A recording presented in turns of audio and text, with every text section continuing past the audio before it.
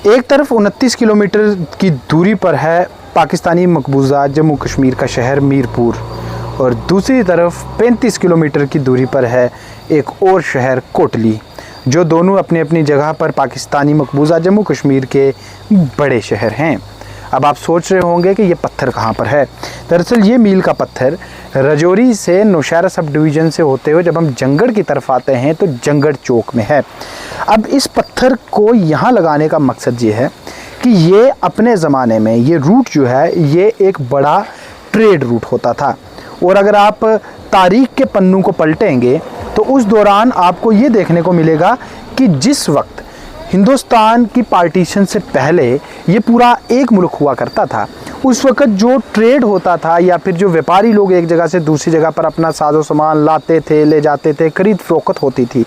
और राजौरी के कई बुज़ुर्ग जो कि अपने ज़माने में पाकिस्तानी मकबूजा जम्मू कश्मीर का जो अब का इलाका है वहाँ के कुछ बड़े तालीमी इदारों में पढ़े हैं, वो लोग इसी रास्ते से होकर इन दो बड़े शहरों की तरफ जाते थे। एक मीरपुर महज 29 किलोमीटर दूर और दूसरा कोटली महज 35 किलोमीटर दूर। अगर आप और गौर से देखेंगे तो नौशहरा से राजौरी तक का सफ़र तकरीबन 40 किलोमीटर के आसपास का है, लेकिन अगर हम जंगड़ से देखें तो जंगड़ से राजौरी दूर और मीरपुर कोटली नज़दीक हैं। और यही वजह है कि जब जम्मू कश्मीर में पीपल्स डेमोक्रेटिक पार्टी की हुकूमत बनी थी और उसकी जो वज़ीर आला थी मैडम महबूबा मुफ्ती, तो उन्होंने एक बार अपने एक ऑफिशियल बयान में ये कहा था कि जल्दी ही जम्मू कश्मीर हुकूमत जो पुंछ में चकंदा बाग से यानी कि पुंछ रावलाकोट जो ट्रेड हुआ करता था उसी तर्ज पर एक नया ट्रेड रूट खोलेगी जो कि नौशहरा कोटली ट्रेड रूट होगा। लेकिन बाद वो जो मंसूबा था वो पाए तकमील तक नहीं पहुंच सका और वो जूं का तू बयान में ही रहा।